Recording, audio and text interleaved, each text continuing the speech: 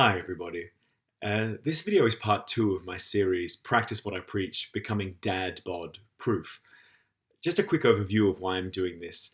I'm expecting my first child in July. And while I'm, of course, really happy about this, as someone who's always been quite health conscious, I'm a little bit concerned about the effect this might have on my health and fitness levels.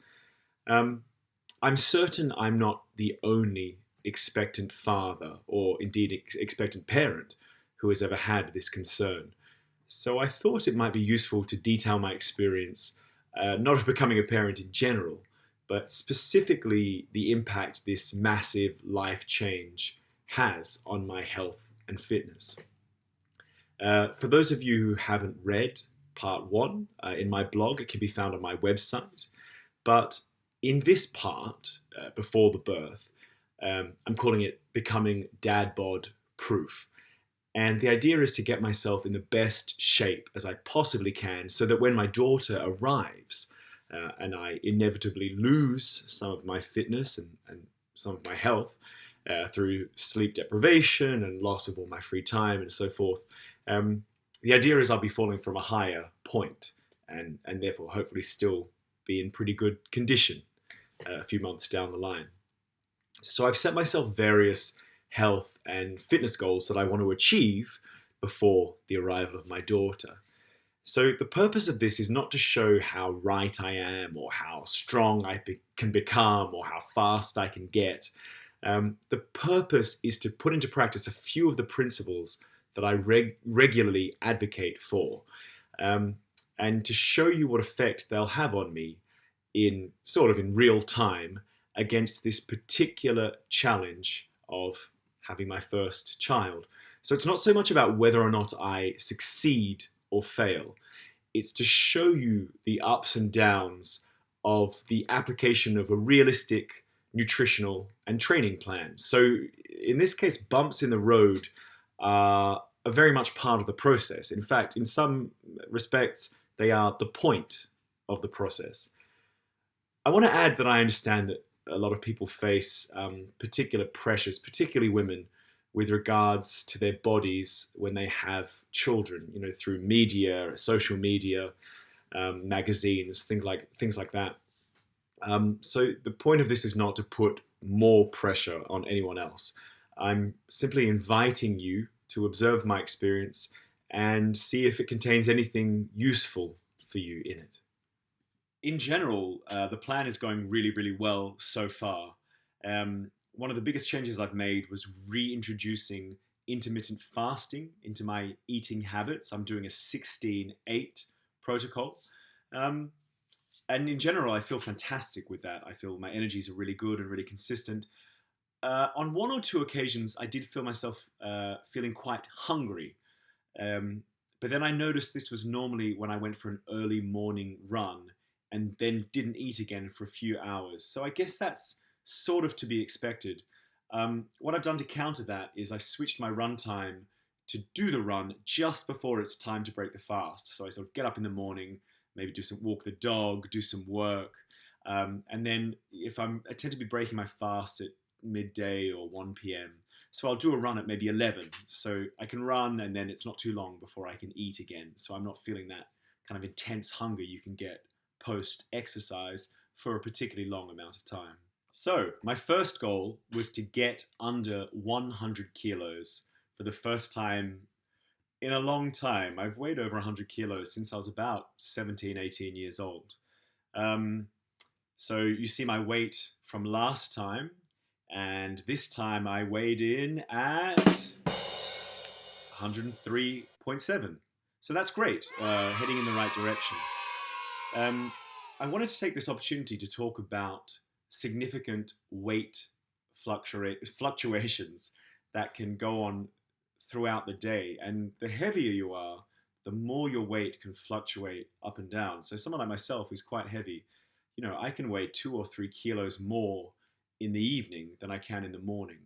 Due to how much food I've eaten, how dehydrated I am, if I've gone to the bathroom or not, things like that. This is the main reason you shouldn't weigh yourself too often. particularly if you have a chance to get a little bit hung up on the number on the scale. Your weight will fluctuate, hour to hour, or even in some cases, minute to minute. If you drink a liter of water, you'll be about a kilo heavier. So instead, you should focus on the general trend. If you want to lose weight, the general trend should go downwards. Or if you want to put on weight, the general trend should go upwards. I sometimes use the analogy of the stock market. Now, this isn't necessarily the best analogy right now because of what's going on in the world. But, if you invest money as a general rule, you should observe the overall macro trends, whether it's you invest in property or in stocks and shares.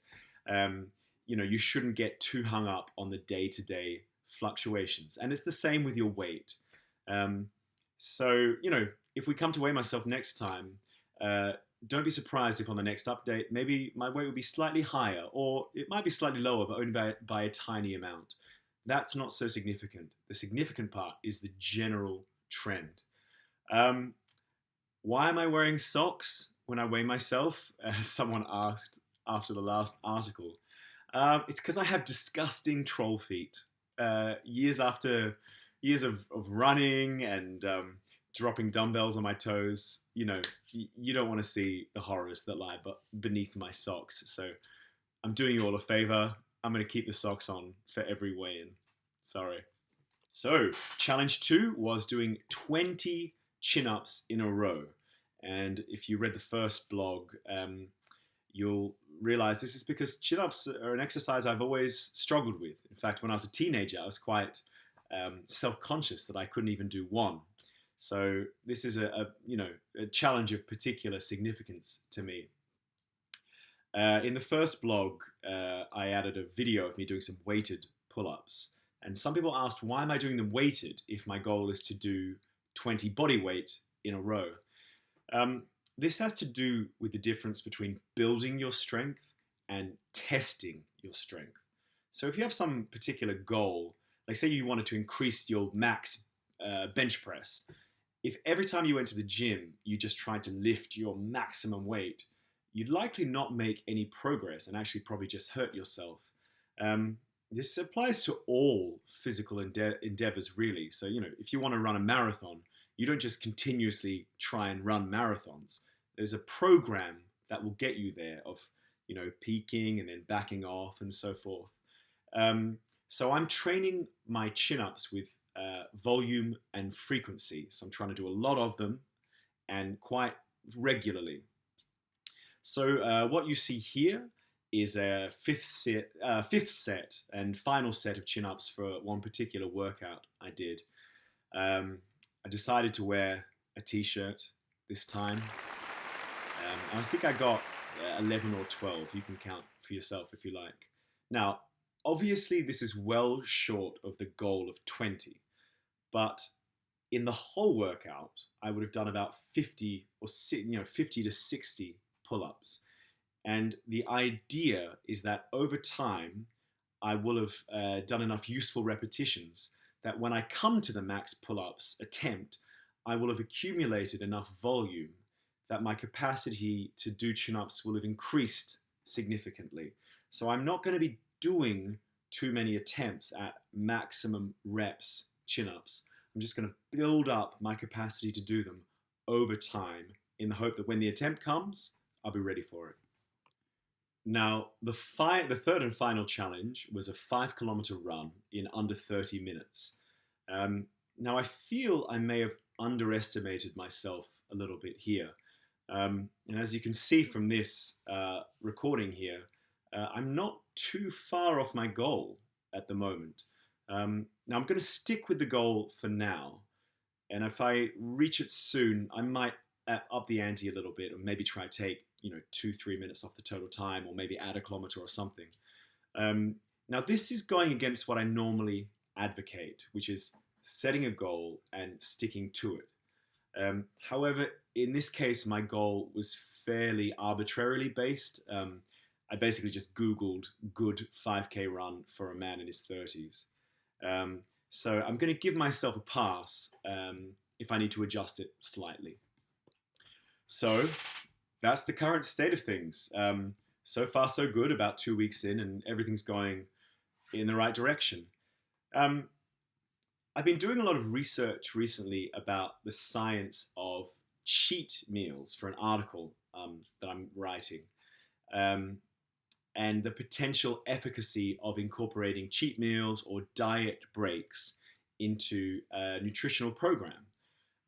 Now, for those of you who don't know what a cheat meal is, these are basically planned high calorie meals that you might do with some regularity, maybe once a week, maybe once a month. And they've been popularized a lot recently, particularly by The Rock, Dwayne The Rock Johnson. I think every Sunday or Friday night or something, he posts some insane cheat meal on his Instagram account, eating 4 pizzas or 3 pancakes. Now, I'm not The Rock. I'm Duncan Rock, but I'm definitely not this in the size range of the actual The Rock. So I'm definitely not going to do anything like quite as crazy as he does, and I'm definitely not going to do them every week. But there is some evidence I'm finding that there is a benefit to incorporating these once in a while, if not for physiological benefits, but certainly for psychological benefits.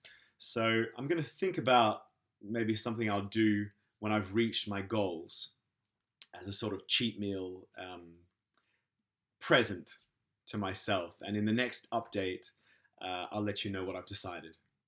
All right. Thanks for tuning in to this part 2 of Becoming Dad Bod Proof. Update number 3, or part 3, will be dropping in about 2 weeks from now. So I hope you all tune into that as well. Thanks for watching, and feed the life you want to lead. Bye.